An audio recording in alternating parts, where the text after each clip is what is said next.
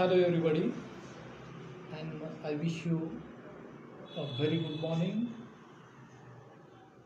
Today, we are going to discuss about document control and a record control.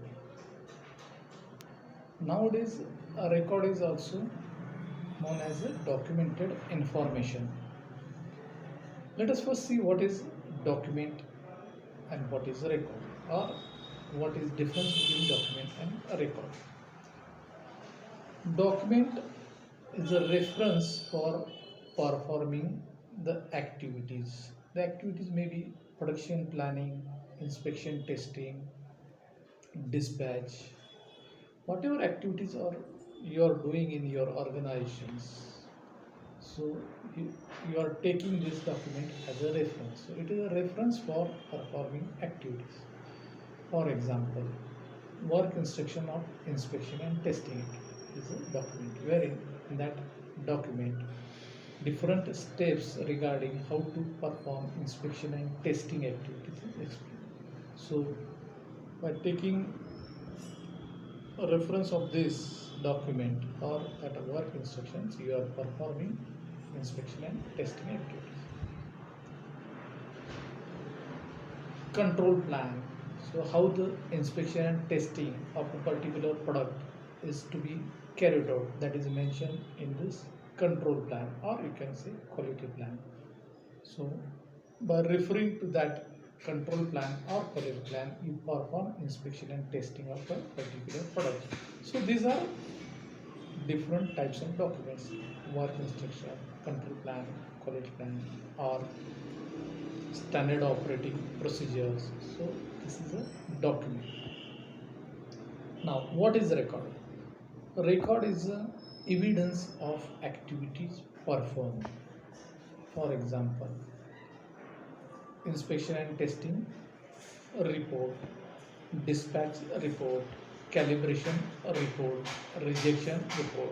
So record is performed once the activities is performed. Record is prepared when you perform a particular task. So it is a evidence of activities performed. So that is a major difference between document and a record. So another difference is between document and record is document can be changed. So as per your requirements, or if there is a need to change your practices or procedures in different departments, or you are working, so documents, there is a provision to change the documents. So documents can be changed, a record cannot be changed. A record is a history, and history cannot be changed. So another difference is document is performed before activity is being carried out. So to perform the activity, document is prepared, and a record is prepared once the activity is performed. So these are the basic difference between document and record.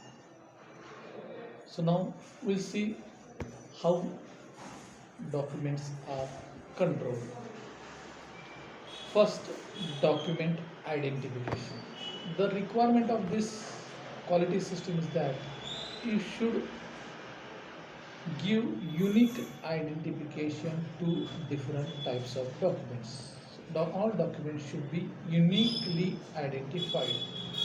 The documents may be again work instruction, quality plan, procedures, different processes, process plans. For example, work instruction can be identified as WI oblique. You can have a department abbreviation XXX oblique serial number of this work instruction. WI is work instruction oblique QAD, that is quality assurance department, oblique 01 is the procedure or work instruction serial number. So in that way you can identify different types of document. Or procedures can be identified QSP oblique XXX oblique YY. QSP is quality system procedures oblique XXX is the department of abbreviation, that is you can devise your own abbreviation methods. For example, PRD for production, QAD for quality assurance department, DVP for development. So this is a department abbreviation, and then YY is serial a number of that particular procedures. So this is the first requirement. You must have your documents uniquely identified. Then document distribution. You must have a system in place to distribute documents. So document should be distributed to all concerned person, and a record of document distribution should be maintained along with latest revision number of the document. So you must have this document distribution record. The main contents of the document distribution record is document name, number, revision number, and distribution details, that is to whom you have distributed or given the documents, number of copies you have given, and acknowledgement of this receivers. So this is a document distribution. So record of document distribution must be maintained. Whenever you are distributing new version of the document, the original documents or the old documents must be withdrawn from all points of issue or use in order to prevent misuse of the documents. This is one more important aspect of document distribution. Next thing is document change control. So whenever you require any change, or whenever any person or department require any change, you cannot change the document on your own. Whatever change you require, you have to communicate it to the management representative through document change request note. The document change request note includes document name, number, change required, and a reason for change. So that request note, document request note, should be forwarded to MR. MR will review the change requirement with concerned authority, and if suitable, on the point of view of the use of the document, he will review with the concerned authority, and if found suitable, will make changes as per request of the user department. So while changing, he will change the master copy of the document first, and from master copies he will prepare control copies. So now the old copies becomes obsolete. Obsolete means outdated. So there are two types of obsolete copies. One is master obsolete and control copies obsolete copies. Control copies, absolute copies can be destroyed immediately, and master copies, absolute copies can be retained for knowledge preservation purpose or for future references. So this is the most important. So the absolute documents, controls absolute copies must be destroyed immediately. So whenever he will change the document in the master copy, and he will distribute this master copy to all concerned department, and he will record this incident in document issue control register, which we have already explained. So this is document change. Whenever there is a change in the document, the revision number must be changed to the next level, and you have to ensure that whatever documents you are using at the shop level must be of latest revision, and you should verify the latest revision with the master copies at defined intervals. So this is document changes.